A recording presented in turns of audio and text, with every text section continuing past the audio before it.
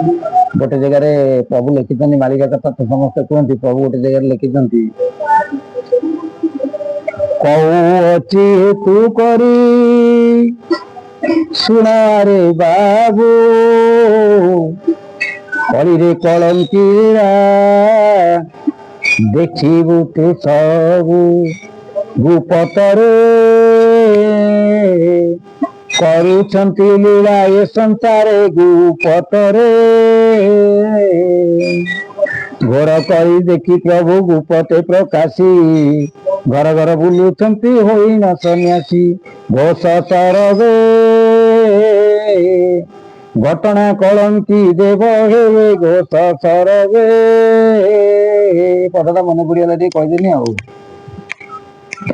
अच्छा से पदटार मु जहाँ बुझुची आपण मैंने किए कौन बुझे मुझे कथा कहीपर पद कहला घोर कली देखी प्रभु गुपते प्रकाशी घर घर बुलुचंती होईन सन्यासी घोष सरवे घटना कलंकी देव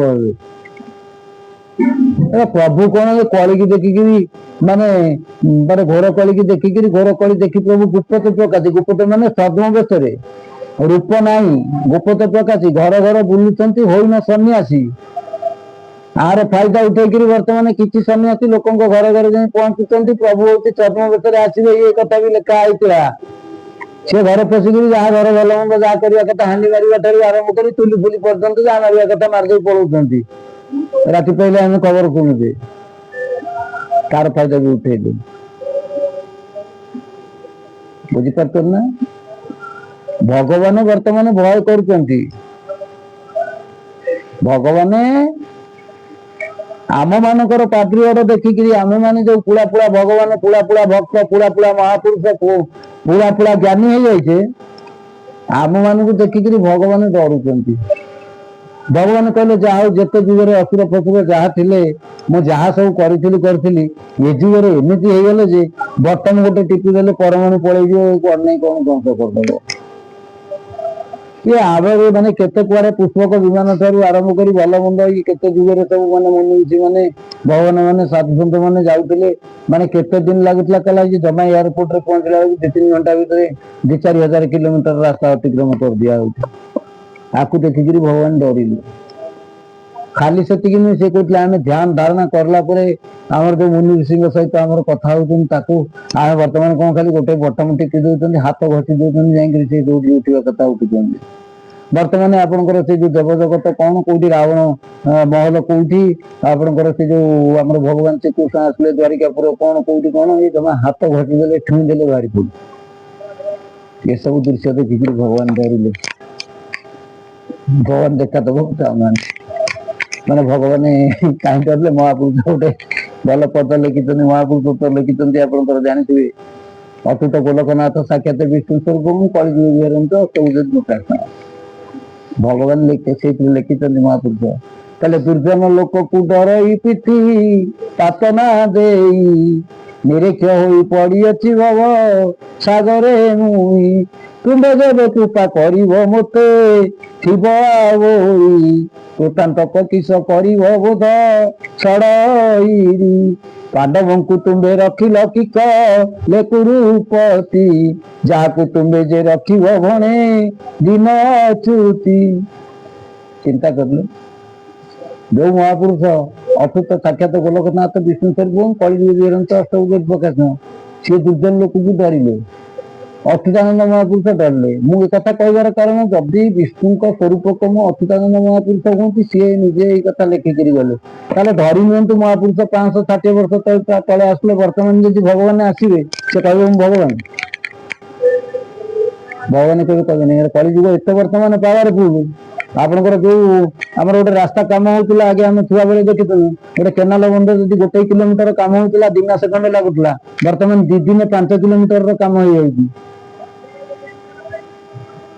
ना बर्तमान गाड़िया गोटे पोखरी गोटे ताड़िया आप रजा राजुड़ा समय केते जाऊे सब ताड़ुले वर्ष वर्ष लगी जाता पोखरी गोटे ताड़िया बर्तमान पोखरी ताड़िया घंटाक भितर पोखरी ताड़ी हो जिते बड़ पोखरी कर बोल्डोजर पकईदे ताड़ीदेवे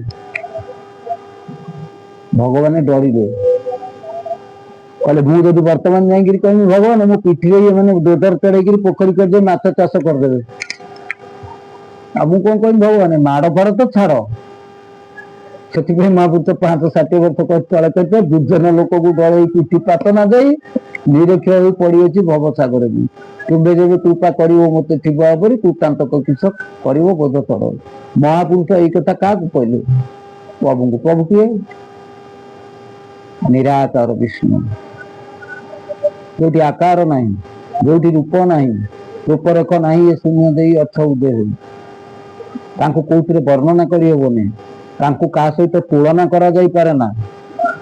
ଏଭଳି ସବୁ ଆମେ ଶାସ୍ତ୍ର ପଢିକିରି ଅଳ୍ପ ବହୁଥିରୁ ଯୋଉ ତ ଗାଲୁ ଆମେ ମାରିକିରି 70% ତା ଦେହରେ ବିକଳାଙ୍ଗ କରି ଲେଖିଛନ୍ତି 30% ତ ବାସ୍ତବତା ଅଛି। ତାକୁ ପଢିଲା ପରେ ଯଦି ଆମେ ଏ ଭାବନା ଭିତରେ ରହିବା, ଆମ ଠାରୁ ମୂର୍ଖ ଆଉ ଏ ସଂସାର ଭିତରେ କିଏ ଅଛି କହିଲ? ପ୍ରଭୁ ବୋଲାଇବେ ପଣେ ପଣେ, ନିଖିଳ ନିସ୍ତାର କର୍ତ୍ତା ଜଣେ।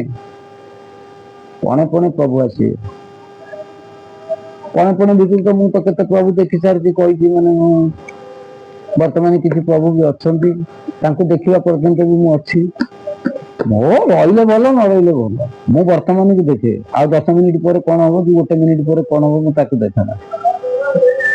ପ୍ରଭୁ ହଉଛନ୍ତି ଜଣେ, ଆମେ ପ୍ରଭୁ ହେଇଯିବା। ଆମେ ତ ପ୍ରଭୁଙ୍କ ନାମ କରିବା ଦରକାର। ପ୍ରଭୁ ଗୋଟେ ଜାଗାରେ ଲେଖିଛନ୍ତି ସର୍ବେ ହୋଇବେ ଏକ ମୁଖ ଗୋବିନ୍ଦ, ବୋଲିବେ ନାରାୟଣ ରଖ ଗୋବିନ୍ଦ। ଆମକୁ ଟିକେ ସେଇ ସମୟକୁ ଅପେକ୍ଷା କରିବାକୁ ପଡିବ। ଆମେ ଟିକେ ବର୍ତ୍ତମାନ ଯଦି ଆପଣଙ୍କର ସେ ଯୋଉ ନାମ ହଉ, ଭକ୍ତି ହଉ, ଜ୍ଞାନ ହଉ, ଗାରିମା ହଉ, ଭୋଗ ହଉ, ଯୋଉ ବାବଦରେ ହଉ, ଆମେ ଯଦି ସଂଗଠିତ ହେଇକିରି ଗୋଟେ କିଛି କରୁଥିବା, ଆମେ ଯଦି ସେଇ ମାର୍ଗରେ ଯାଉଥିବା, ତାହେଲେ ଆମେ ଟିକେ ସଂଗଠନ ରଖିଥିବା। ଆଗାମୀ ଯୋଉ ବିପଦ ଆସୁଛି, ସେ ବିପଦରୁ ରକ୍ଷା ପାଇବା ପାଇଁ ତପ ତାରେ ତପ ବଳରେ ଇଏ କରିବେ, ଯୋଗୀ ତାରେ ଯୋଗ ବଳରେ ଇଏ କରିବେ, ଜ୍ଞାନୀ ତାରେ ଜ୍ଞାନ ବଳରେ, ଧ୍ୟାନ କଲା ବାଲା ଧ୍ୟାନ ବଳରେ, ଭକ୍ତି ବଳରେ, ଆପଣଙ୍କର ଯେତେ ସବୁ ଆମର ବିଧିଗତ ବ୍ୟବସ୍ଥା, ଆମେ ସେ ସଂଗଠନକୁ ଠିକ ନ କରିକିରି ଆମେ ଯଦି କାହାଠୁ କିଛି ଗୋଟେ ପାଇଲେ ଆମେ ତାଙ୍କୁ ଭଗବାନ କହିଦେବା, ସିଏ ଭଗବାନ, ସେ ଅମକ କରିଦେବେ, ସେ ଧମକ କରିଦେବେ। ମୁଁ ଗୋଟେ ଚ୍ୟାଲେଞ୍ଜ ଦିଆ କଥା କେମିତି କଣ କରିପାରିବୁ? କିଛି କରିପାରିବେ? ପ୍ରେମ ବୋଇଙ୍କ କଥା ତ ଆପଣ ଜାଣିଛନ୍ତି। ସିଏ କହିଲେ ଚାଲନ୍ତେ ଶୂନ୍ୟ ଶବଦ ଅନୁମାନ ଚିତ୍ତବଦ ଅକଳନା ବାରାନିଧି ମହିମା ବଡ ଅଗାଧ, ରୂପରେଖ ନାହିଁ ଶୂନ୍ୟ ଦେଇ ଅର୍ଥ ଉଦୟ ହୋଇ। ଅଭିରାମ ପରମହଂସ କହିଲେ ତାକୁ କିଏ ହବ ପାରିବ ଧରି, ଦୃଷ୍ଟି ଆଗ୍ରେ ଖେଳେ ଜାଜଲ୍ୟ ବ୍ୟକ୍ତିରେ ସର୍ବଗଟେ ସେ ତ ରହିଥିବେ। ତାମାନେ ଏଥିରୁ ପ୍ରମାଣ ମିଳିଯାଉଛି ସେ ସର୍ବତ୍ର ସର୍ବ ଜାଗାରେ ସମସ୍ତେ ବିଦ୍ୟମାନ ଅଛନ୍ତି। ତେଣୁ ବିଦ୍ୟମାନ ଯେତେବେଳେ ଅଛନ୍ତି, ତମେ ଯୋଉ ଭାବରେ ତୁମେ ତାଙ୍କୁ ଡାକିବ, ଯୋଉ କଥା ଠାକୁର ଅଭିରାମ ପରମହଂସ ଲେଖିଛନ୍ତି, ଜଗବନ୍ଧୁ ତୁମେ ବନ୍ଧୁ ମୋର, ଯିଏ ଯେଉଁପରି ଭାବୁଛି ତୁମକୁ ସେଇ ଅନୁସାରେ ତୁମେ ତାର। ତା ପୂର୍ବରୁ ଆପଣ ଜାଣିଥିବେ ଗଣେଶ ଭଟ୍ଟାଚାର୍ଯ୍ୟ ଯିଏ ପୁରୀକି ଆସିଥିଲେ ପ୍ରଭୁ ଜଗନ୍ନାଥଙ୍କୁ ଦର୍ଶନ କରିବା ପାଇଁ, ସିଏ ଚାହୁଁଥିଲେ ଗଣେଶ ତାଙ୍କର ଇଷ୍ଟ, ସେ ଗଣେଶ ରୂପରେ ଦେଖିବାକୁ ଚାହୁଁଥିଲେ। ଗଣେଶ ରୂପରେ ତାଙ୍କୁ ଭଗବାନ ଜଗନ୍ନାଥ ଦର୍ଶନ ଦେଲେ, ପ୍ରଭୁ ଜଗନ୍ନାଥ ପ୍ରଥମେ। ତାପରେ ସେ କହିଲେ ମୁଁ ଏତେ ଟଙ୍କାର ଭୋଗ କରିବି, ଥାଳି ଆଣିକିରି ଦିଅ।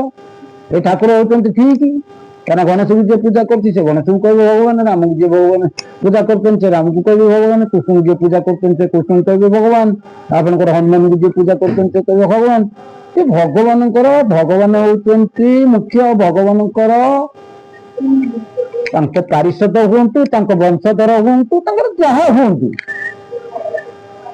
ଭଗବାନ ଗୋଟେ ଜାଗାରେ ଆପଣଙ୍କର ଶାସ୍ତ୍ରରେ କୁହାଯାଇଛି, ଗଣେ ନାରାୟଣ ରୁଦ୍ର ଅମୃତ ଭାସ୍କର ତଥା ଭିନ୍ନ ଭିନ୍ନ ନ କର୍ତ୍ତବ୍ୟ କର୍ତ୍ତୃକ ନମସ୍ତେ। ଭକ୍ତ ଯୋଉ ଭାବରେ ଭଗବାନଙ୍କୁ ଡାକିବ, ଯୋଉ ରୂପ ଦର୍ଶନ କରିବାକୁ ଚାହିଁବ, ସେଇ ରୂପରେ ତାକୁ ଦର୍ଶନ ଦେବେ। ଶିବ ମନ୍ଦିରକୁ ଯିଏ ଯାଉଛି ସେ କହିବ ପ୍ରଭୁ ଟିକେ ମତେ ଶିବ ରୂପରେ ଦର୍ଶନ ଦିଅ। ଶିବ ରୂପରେ ଯଦି ପ୍ରକୃତ ଶିବ ରୂପ ଦର୍ଶନ ପାଇବେ, ତାଙ୍କ କରରେ ସେ ଯୋଉ ନନ୍ଦୀ ଭୁକୁଣ୍ଡି ବେତାଳ ଫେତାଳ ସବୁ ଷଣ୍ଢ ସାପ ସିଂହ ଇଏ ସବୁ ଥିବାକୁ ସମ୍ଭାଳି ପାରିବେ ତ ଭକ୍ତ? ପାରିବେନି। ତେଣୁ ତାଙ୍କୁ କୋଉ ରୂପରେ ଦର୍ଶନ ଦେବେ?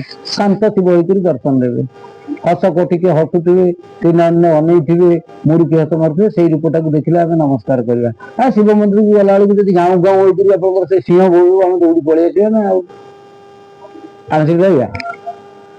ଶିବ ମନ୍ଦିରକୁ ଯିବା, ଯେ ସାପଟେ ବଡ ସାପ ଯୋଉ ଶିବଙ୍କ ଧିରେ ଗୁରେଇ ହେଇକିରି ଅଛନ୍ତି, ସେ ସାପ ଯଦି ଆସିବ ସେଠି ଆମେ ରହିବା? ମୁଣ୍ଡିଆ ମାରିବା ନା ଇଏ କଣ କରିବା? ଆମେ ଘରକୁ ଆସିବା ବୋଲି ବାଟ ପାଇବାନି। ଶିବ ମନ୍ଦିରକୁ ଯାଉଁ ଯାଉଁ ଦେଖିବା ଗୋଟେ ନାରାୟଣ ଷଣ୍ଢ, କିଏ କହିଦବ ଭାଇ ନାରାୟଣ ଷଣ୍ଢ ଗଲା ସେଠି ଆମେ ରହିବା?